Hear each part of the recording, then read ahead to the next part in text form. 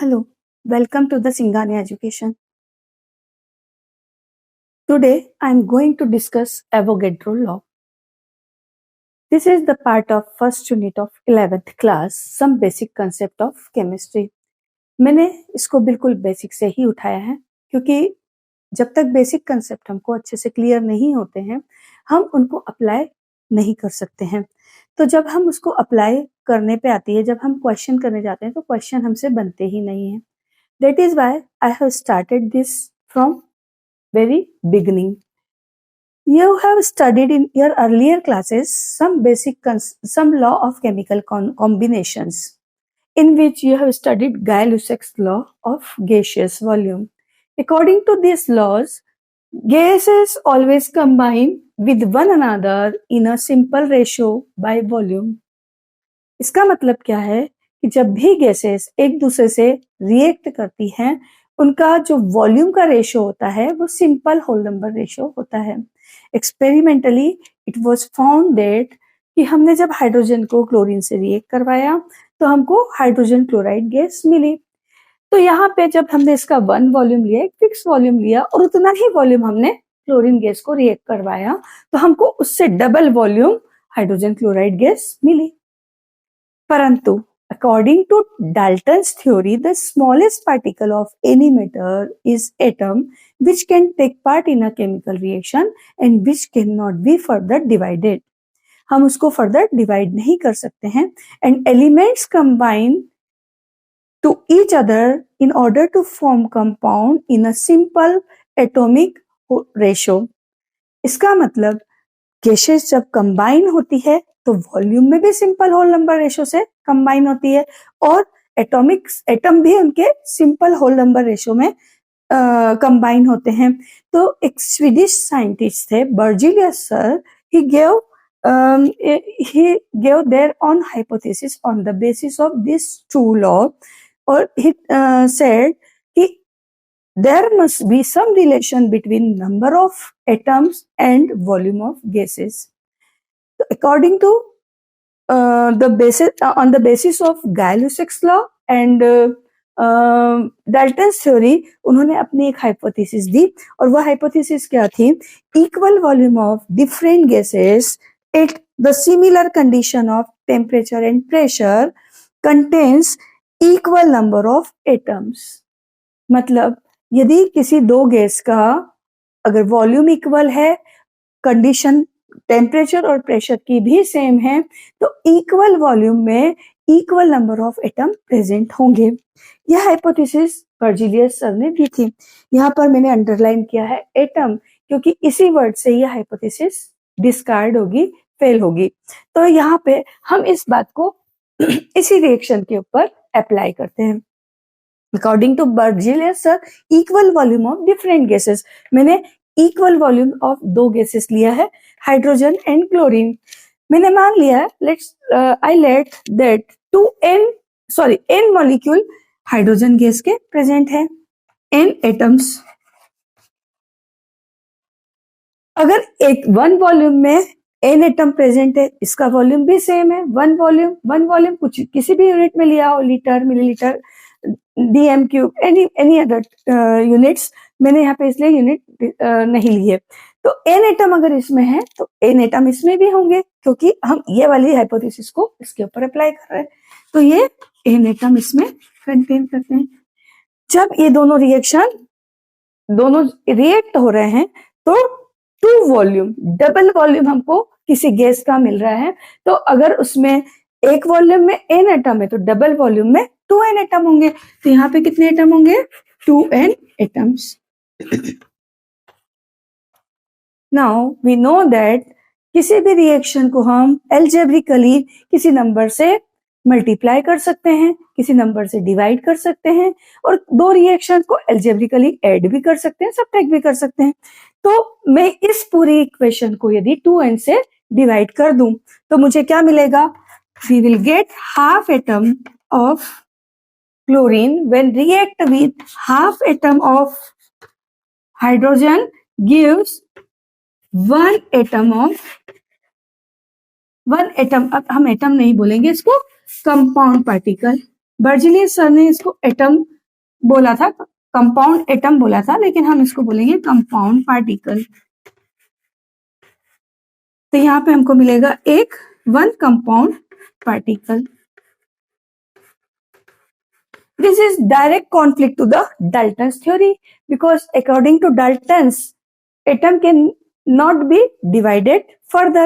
पर यहाँ तो हाफ एटम रिएक्ट कर रहा है हाइड्रोजन का हाफ एटम क्लोरीन से और it will give one compound particle of hydrogen chloride.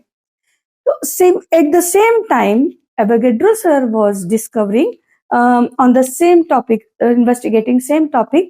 तो उन्होंने कुछ बेसिक फंडामेंटल पार्टिकल को पहले एक्सप्लेन किया, उनको डिस्टिंग्विश किया, उसके बाद में उन्होंने अपनी हाइपोथेसिस को दिया, इस हाइपोथेसिस को डिस्कार्ड कर दिया गया। तो let us move to the concept atom and molecule. According to Avogadro sir, atom and molecule both are fundamental particles. It is particle. तो ये जो दो पार्टिकल हैं इनके बीच में उन्होंने पहले डिफरेंशिएट किया। तो according to him it is the smallest particle of an element which can take part in a chemical reaction and it may or may not capable of independent existence।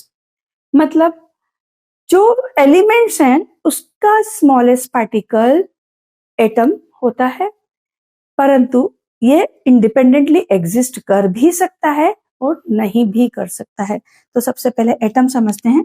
Atom hydrogen, chlorine, bromine, helium, neon, argon, sodium, potassium, 118 elements भी nowadays we known। तो hydrogen, chlorine, bromine, helium, neon, argon, sodium and potassium, ये सारे जो elements हैं, ये इन सारे elements का जो स्मॉलेस्ट पार्टिकल है उसको हमने एटम बोला है। तो वो atom which can neither be cut again, उसको हम कट नहीं कर सकते हैं, एंड वही जो पार्टिकल है केमिकल रिएक्शन में पार्टिसिपेट करता है एंड इट मे हैव और may not have independent existence. मतलब देखिए इसमें से हीलियम इंडिपेंडेंटली एटॉमिक फॉर्म में प्रेजेंट रहता है, आर्गन इंडिपेंडेंटली एटॉमिक फॉर्म में एग्जिस्ट करता है, सोडियम, पोटेशियम ये भी इंडिपेंडेंटली एग्जिस्ट कर सकते हैं एटॉमिक फॉर्म में, एंड बट यहाँ पे देखिए हाइड्रोजन, क्लोरीन, ब्रोमीन ये इंडिपेंडेंटली एटॉमिक फॉर्म में एग्जिस्ट नहीं करते हैं, बट इसका स्मॉलेस्ट जो पार्टिकल है वो एटम है और वो एटॉमिक फॉर्म में हम उसको H से रिप्रेजेंट करते हैं। क्योंकि ये हाईली रिएक्टिव है इसलिए एटॉमिक फॉर्म में प्रेजेंट ही नहीं होता है, मॉलिक्यूलर फॉर्म में प्रेजेंट होता है। तो अब हम मूव करेंगे मॉलिक्यूल की तरफ। तो मॉलिक्यूल में क्या है? It is the smallest particle of elements or compound.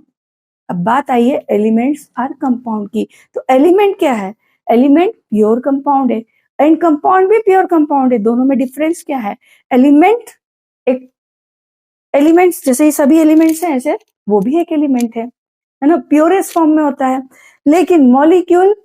लेकिन कंपाउंड में जो एलिमेंट्स हैं they are chemically bind in a fix ratio and their elements are also fix. मतलब अगर मैंने वाटर का मॉलिक्यूल बनाया तो वाटर का मॉलिक्यूल हमेशा ही फॉर्म होगा जब दो एटम हाइड्रोजन के और एक एटम ऑक्सीजन का एक दूसरे से रिएक्ट करेंगे। मतलब ये दोनों एक दूसरे से 1:8 के रेशो में रिएक्ट करेंगे, एक फिक्स प्रपोर्शन में रिएक्ट करेंगे। सिमिलरली कार्बन डाइऑक्साइड में 1 atom carbon when react with 2 atom oxygen, है ना, they are chemically bind each other and give a compound. ये एक कंपाउंड बना रहे हैं। इसमें 2 या 2 से ज्यादा एटम या एलिमेंट्स भी हो सकते हैं। इसी तरह से hydrogen, chlorine, bromine, iodine, All of these are molecules. Now I am moving to the molecules. Molecules क्यों बोला मैंने? क्योंकि यहाँ पे मैंने इंक्लूड किया हाइड्रोजन, क्लोरीन, ब्रोमीन, आयोडीन. ये this is the elemental form of hydrogen, क्योंकि हाइड्रोजन एटॉमिक फॉर्म में एग्जिस्ट नहीं करता है. तो दो हाइड्रोजन एटम एक दूसरे के साथ में बाइंड, केमिकली बाइंड होते हैं और वो अब इंडिपेंडेंट एग्जिस्टेंस रखते हैं. तो नाउ इट बिकम्स मॉलिक्यूल. पर मॉलिक्यूल ऑफ एलिमेंट किसका है? मॉलिक्यूल है एलिमेंट का, क्योंकि इसमें दोनों जो एटम जुड़े हुए हैं वो सेम है, इसलिए किसका मॉलिक्यूल हो गया? एलिमेंट का. क्लोरीन एलिमेंट का मॉलिक्यूल है, ब्रोमीन एलिमेंट का मॉलिक्यूल है, आयोडीन एलिमेंट का मॉलिक्यूल है. लेकिन यहाँ पर carbon dioxide, water, glucose, sucrose ये सब कंपाउंड के मॉलिक्यूल है. ये भी मॉलिक्यूल है लेकिन ये कंपाउंड के मॉलिक्यूल है. आई थिंक अब आपको समझ में आ गया होगा. तो अगर आपको ना समझ में आए तो आप मुझे कमेंट कर देना, फर्दर एक वीडियो लेकर के फिर से समझा दूंगी. Next, now Avogadro's hypothesis. We are moving to the Avogadro's hypothesis. Avogadro sir have told that जब gases मॉलिक्यूलर फॉर्म में प्रेजेंट करती है, एटॉमिक फॉर्म में प्रेजेंट रहती ही नहीं है. अभी मैंने एग्जांपल लिए थे hydrogen, chlorine, bromine, iodine, carbon dioxide, water vapour, ammonia, ये सारी gases, hydrogen iodide, hydrogen chloride, ये सभी कंपाउंड फॉर्म में है या कंपाउंड फॉर्म में है या एलिमेंट फॉर्म में है, लेकिन दोनों ही मॉलिक्यूलर फॉर्म में है. तो उन्होंने उस हाइपोथेसिस को करेक्ट किया. According to their hypothesis, equal volume of different gases under the similar condition of temperature and pressure contains equal number of molecule, not atom. अब इसी हाइपोथेसिस को हम वापस से उसी रिएक्शन पर अप्लाई करेंगे. अब क्योंकि मॉलिक्यूल और एलिमेंट में मैंने डिफरेंस बता दिया है, तो अब मैं वर्ड फॉर्म में ना लिखकर रिएक्शन को सिंबलिक फॉर्म में लिखूंगी. तो now we will move to the reaction. Now when hydrogen gas react with chlorine gas gives HCl gas in the gaseous state. When we take one volume of this gas, we get 2 volume of hydrogen chloride. Now अगर मैंने इस hypothesis को इस पे apply किया तो इसके one volume में मैंने n मॉलिक्यूल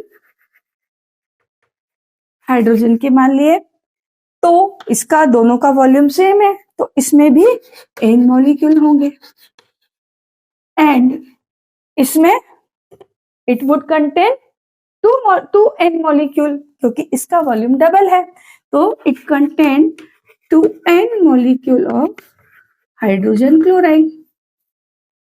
अगर मैं इस रिएक्शन को फिर से एल्जेब्रिकली डिवाइड करूं 2n से, what will I get? 1/2 molecule of hydrogen when react with half molecule of chlorine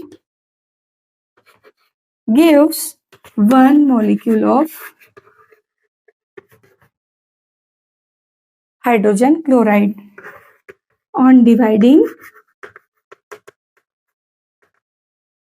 it by 2n. अब यहाँ पर हमारी हाइपोथेसिस डिस्कार्ड नहीं होती है, क्योंकि मॉलिक्यूल को कट किया जा सकता है बट एटम को कट नहीं किया जा सकता है अकॉर्डिंग टू डाल्टन्स थ्योरी. तो यहाँ पर यह हाइपोथेसिस करेक्ट हो गई.